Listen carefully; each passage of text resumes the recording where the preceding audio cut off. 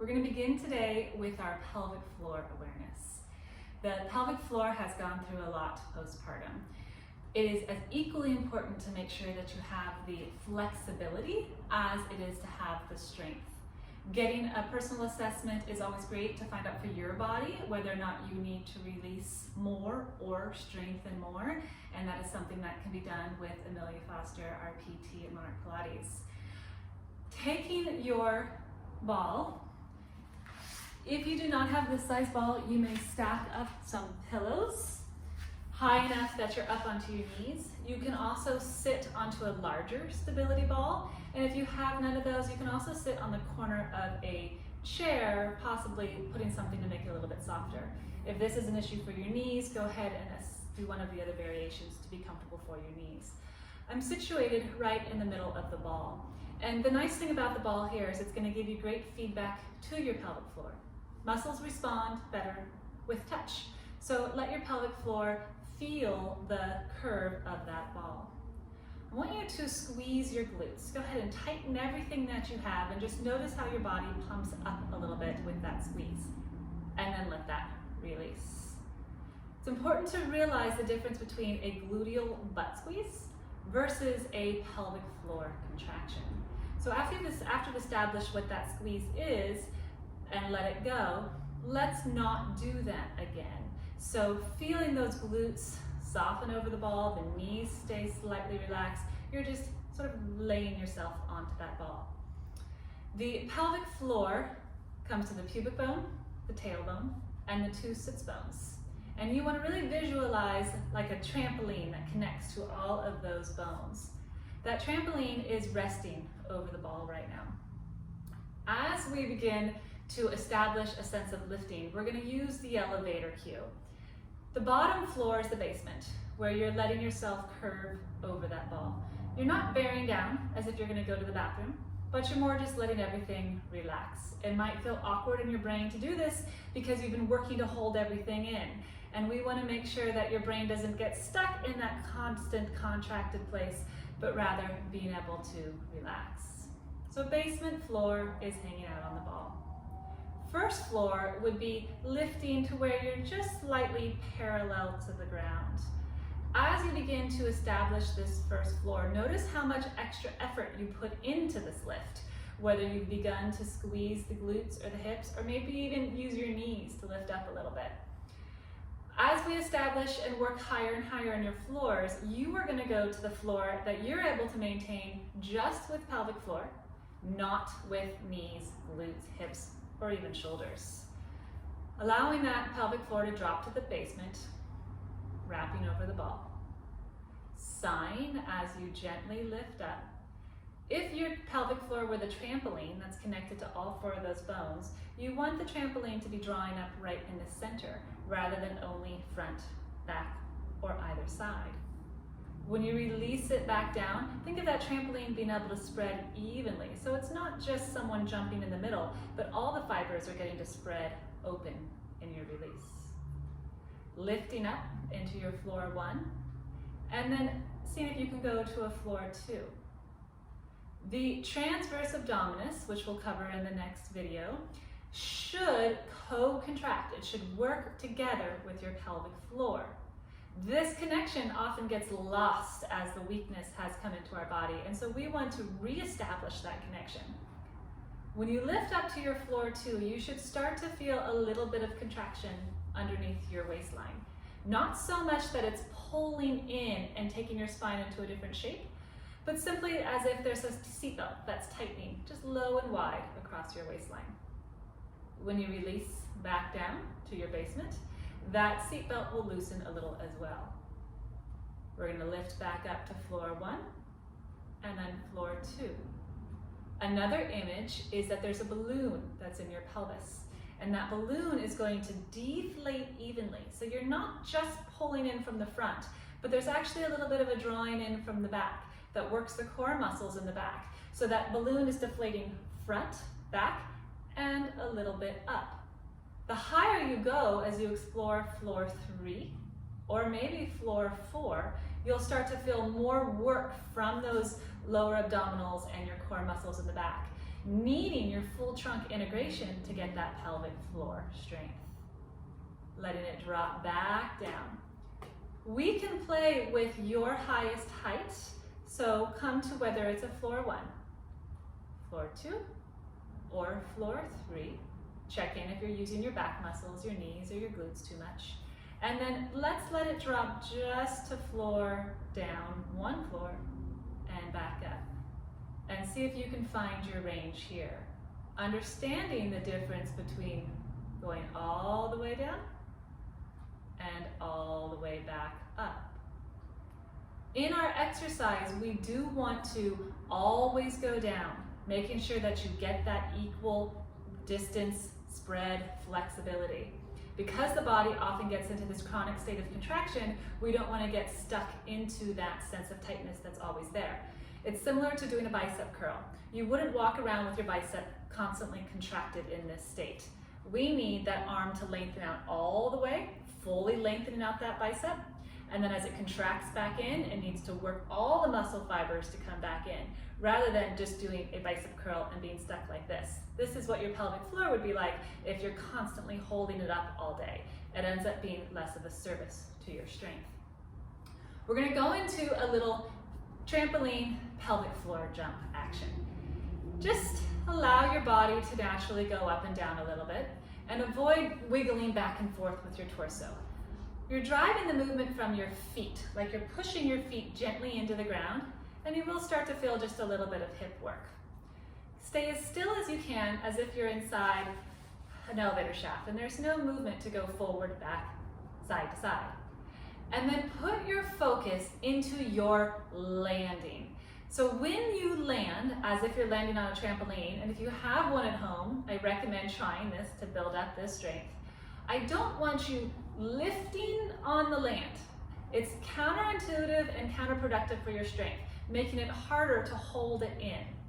Instead, open that pelvic floor on the land, and then let that pelvic floor naturally lift back up on the up. So we're gonna stay in the small, slow bounce, focusing on your pelvic floor opening. You can use your hand, and sometimes this visual can help you to feel that open, open, open. You can go small and slow as you want, but just feel that neuromuscular connection from your brain to your pelvic floor, getting some life and blood and action and movement into those muscles. If you'd like to try the reverse, let the pelvic floor start to lift up as you go up. I recommend slowing this down a little bit because we don't want to get chronic and tight. We want to make sure that you release and lift each time. Are you using your glutes? Are you using your hip flexors? Can you let that go? See if you can then get into a jump, a little trampoline bouncing, that maybe has the up and the down. Or you alternate between the two. You get to be playful in this and have fun. And then I encourage you to be playful with it on the trampoline. Kids love nothing more than you getting on the trampoline with them. Finding that awareness, that softness, relaxing the shoulders, noticing if the lower transverse muscles are starting to draw in a little bit, allowing that contraction to draw in and release. And then rest. This is a great warm up into that pelvic floor just to get everything flowing. And then we're going to take the ball behind you.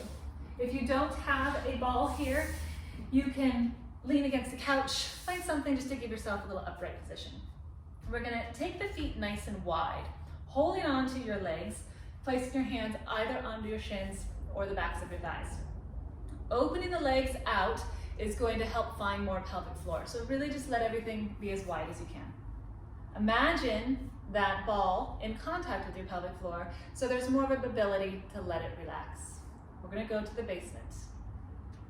Finding that basement, making sure the trampoline's evenly spread, we're going to lift up to your floor one. As you lean back into the ball and let your upper body hang backwards, we're going to start to find that floor one that does not include the glutes and those hip flexors. Lift up to your floor two. Imagine you have a marble in your pelvis, right in that vaginal wall. And as you hug that marble equally from side to side, also begin to lift it up and hug it with your lower abdominals and back core muscles. That balloon deflating image. There's lots of images that you can work with here, Once you find one that you resonate with, just keep that in your mind. Taking that marble up one more floor, using the least amount of effort to hold it here. And then let's release it back down, remembering we're not bearing down as if going to the bathroom, but more spreading wide.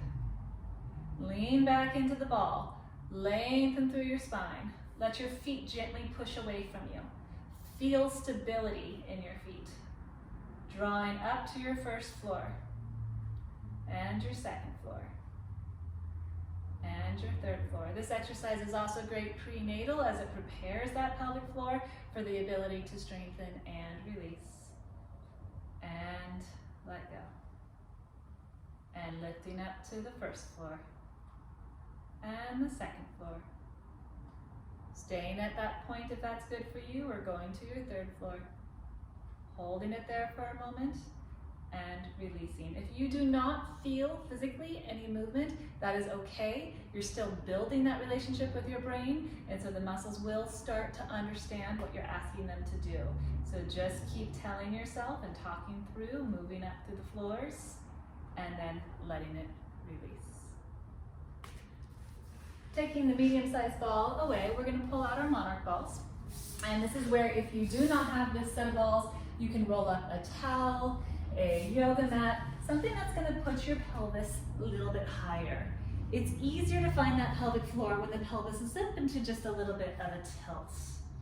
We're going to put your feet about hip width apart, maybe a little bit closer, and hands onto your pelvis. We're going to let the legs gently fall out, and this movement is not about the legs, so don't just drop them all the way to the ground, but keep a little bit of control. When the legs open, the pelvic floor is opening. As your legs come back together, have them be an afterthought to the pelvic floor. So you're lifting through your elevator and drawing those legs back in towards that midline parallel positioning. Sink heavy into those balls, making sure that you're not squeezing the glutes. You're going to feel yourself pop up off of the ball if the butt's trying to do the work. We're sending the pelvis heavy and down, relaxing through excess muscles. And then whether it's the jellyfish, marble, balloon, elevator, whatever image works for you. The jellyfish is the idea that a jellyfish is swimming up and then dropping down and wide. The legs are simply a weight, challenging your awareness and connection as they come in. You can put your hands onto your hip bones and feel that they're staying very stable and still. And be cautious that you're not going out too far that creates strain for that pubic symphysis, that pubic bone. We're going to come into center, landing in your midline.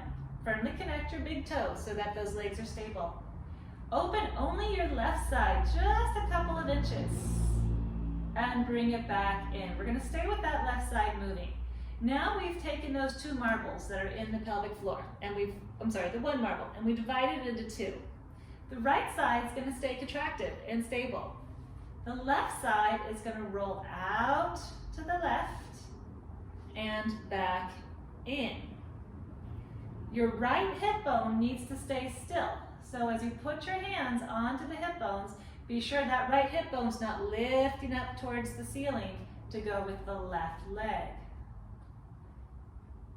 When you pull that leg back in, make sure that elevator is drawing back up through that left side. It's very common to have tight side on just one side. So you'll learn a lot through this single leg option, whether it's harder for you to stabilize on the still side or move on that moving side.